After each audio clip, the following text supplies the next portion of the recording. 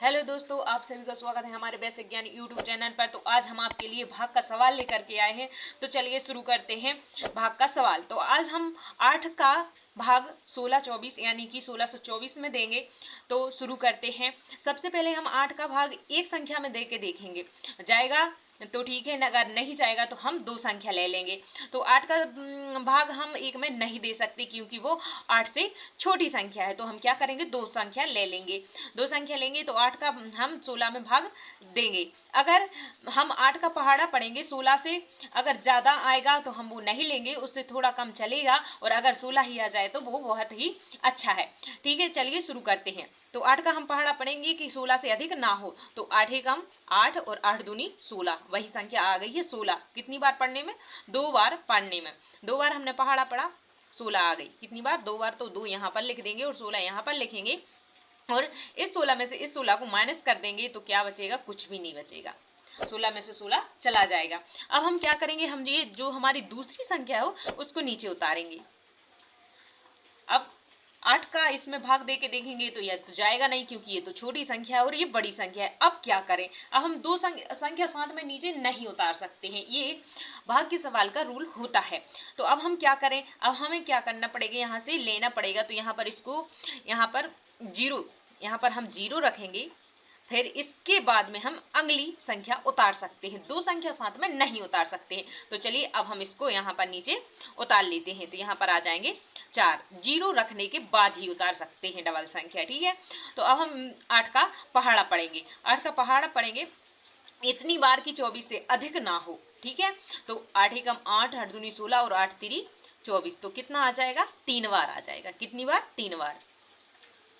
तो यहाँ पर लिखेंगे 24 और इसको इसमें से माइनस कर देंगे। माइनस करेंगे तो कुछ भी नहीं बचेगा। इस प्रकार से हमारा सवाल हो गया दोस्तों। लेकिन कुछ लोग क्या करते हैं, इस सवाल को बहुत ही गलत तरीके से कर देते हैं। उसको क्या करते हैं, ये जीरो नहीं लगाते हैं तो उसका जो भागफल है वो उनका कितना आ जाता है, 23 आ जाता है। कितना आ जाता है, 23 आ जाता है। और वह 203 नहीं ले पाते हैं। तो उनका जो भाग का सवाल है वो गलत हो जाता है क्योंकि ये जो दो संख्या है वो साथ में उतार देते हैं और यहाँ पर जीरो नहीं रखते हैं।